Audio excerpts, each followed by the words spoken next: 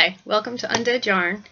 This is an extra special episode. I don't know that I'm going to number this one. If I do, it might be 70.5. If this episode is going to be about dyeing, if you're not interested, before you go, I wanted to show you that I have a new colorway in honor of my Podiversary. Today is actually 3 years exactly when I started my podcast. I started my business the month before, so it's 3 years for Undead Yarn and 3 years for Undead Yarn podcast. And in honor of that, I've dyed up a new colorway, and this is called Wild Rumpus. And I have not decided how long I'm going to have this colorway. I definitely will have this at Into the Wool, and I'm also planning to have it at Stitches, Texas. I may only dye this colorway until the end of the year.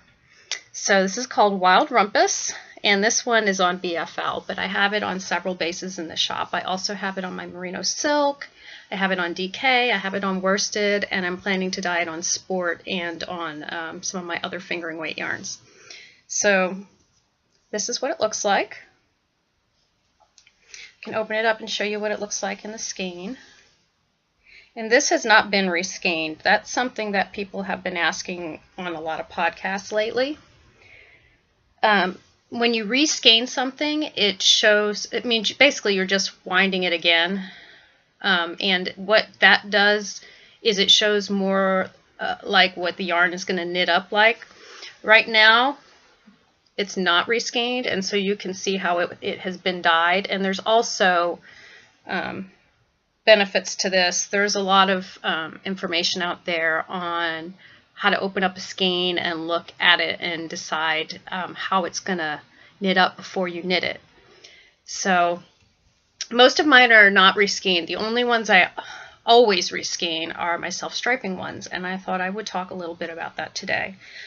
I don't really have the capacity to do a dye tutorial. I'm not very good with editing, and honestly, I'd rather spend my time dyeing than learning about how to edit. So what I thought I would do is show y'all my equipment and talk about what I do, and then give you guys some resources, because I've had several friends ask me about dyeing, and also some podcasters have been interested in learning how to dye as well. So I thought I would put out this episode, and it's great because it also is a kickoff to the Knit Dye Spin, which is starting today.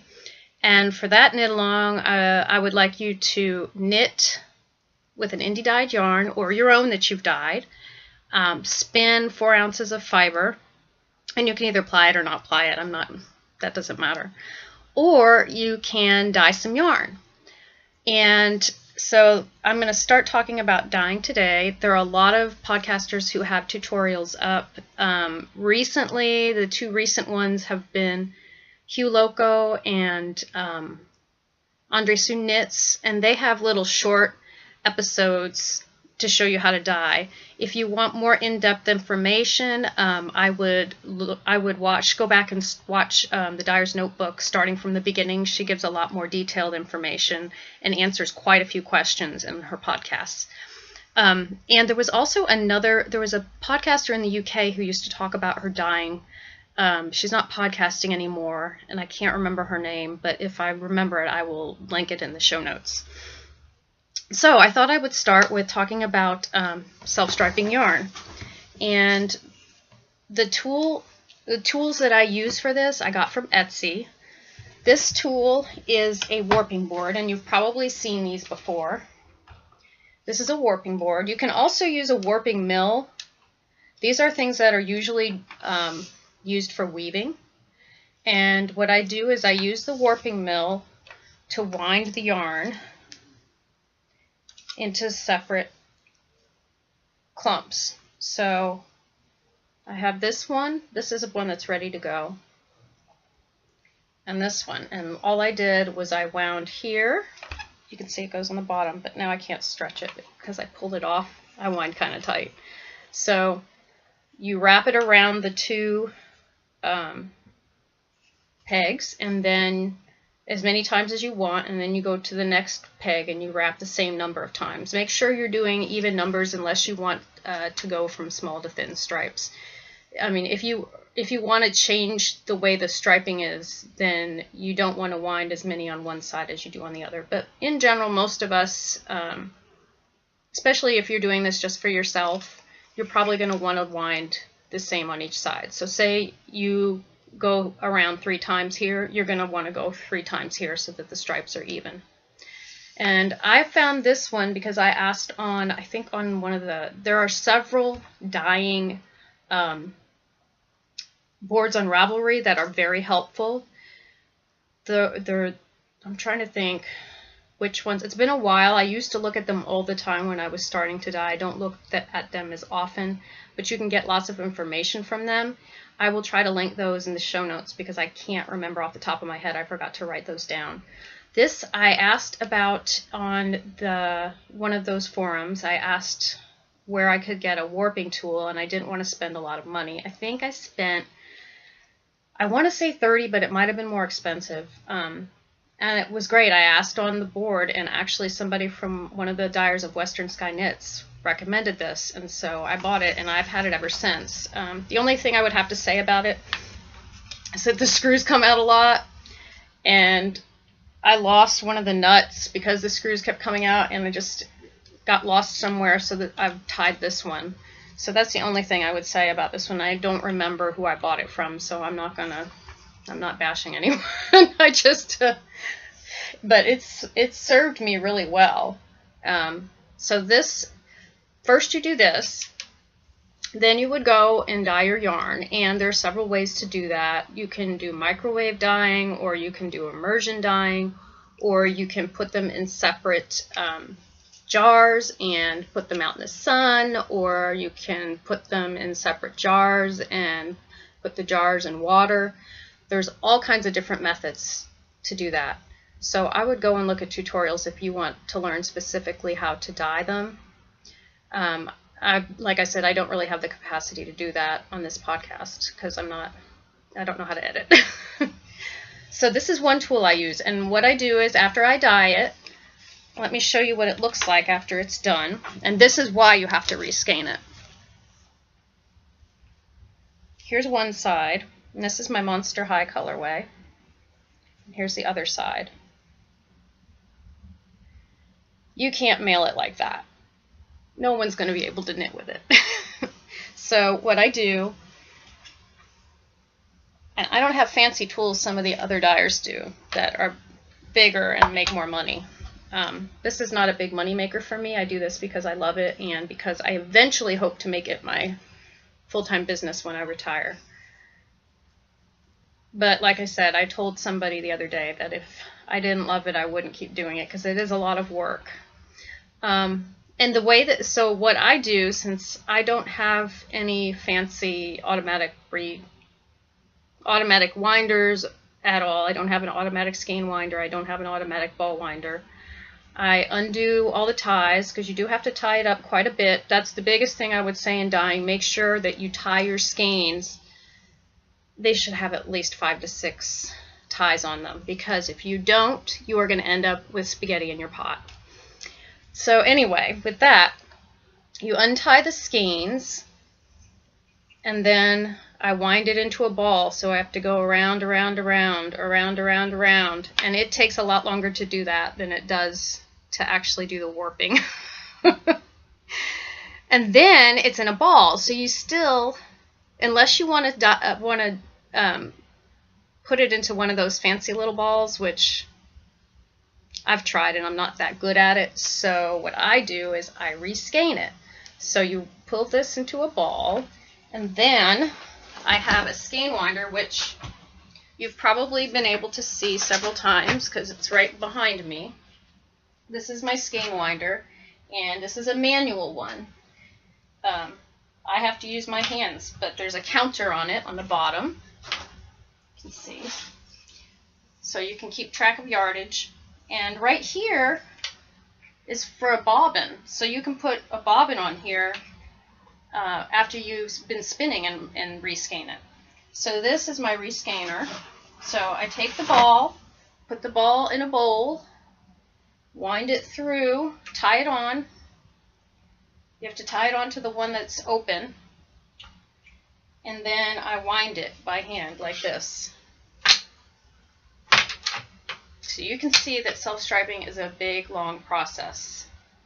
People who have bigger dye shops, they have electronic skein winders. I don't.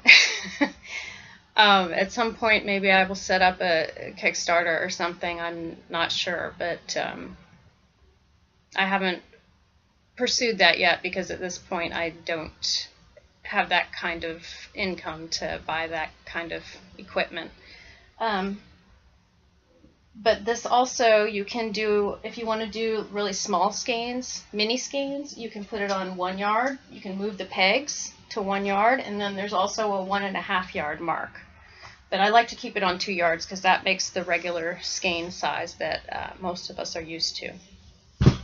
So that's the skein winder.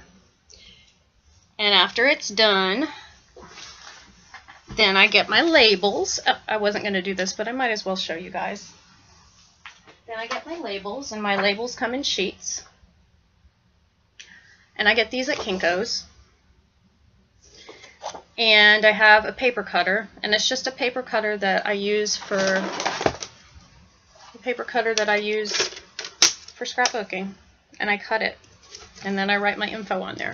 And there's lots of ways you can do labels, but that is basically how I do, my self-striping. And that is why self-striping costs a lot of money. It takes a very long time to make one skein. I know some people use what's called a warping mill, and it's basically a square, and you wrap the yarn around it. And I have one, but I have yet to really understand how it works. I tried wrapping the same amount that I normally do on my warping board, and the stripes were really big, and I didn't take into account that the width of the warping mill is a lot bigger than what I've been doing over here. So that's a learning process. If any of y'all know how that works, let me know. I've looked up tutorials, and mostly what I see is how to do it for warping for a weft, and that's not what I want to do. I'm trying to do self-striping, and I think I kind of understand how to do it, but I don't know. Right now I'm kind of sticking to my warping board because I'm still learning the mill. So that's what I do for self-striping. I also wanted to talk about some different books that you can use. When I started doing this, at first I started doing Kool-Aid dyeing, and I was doing it for fun.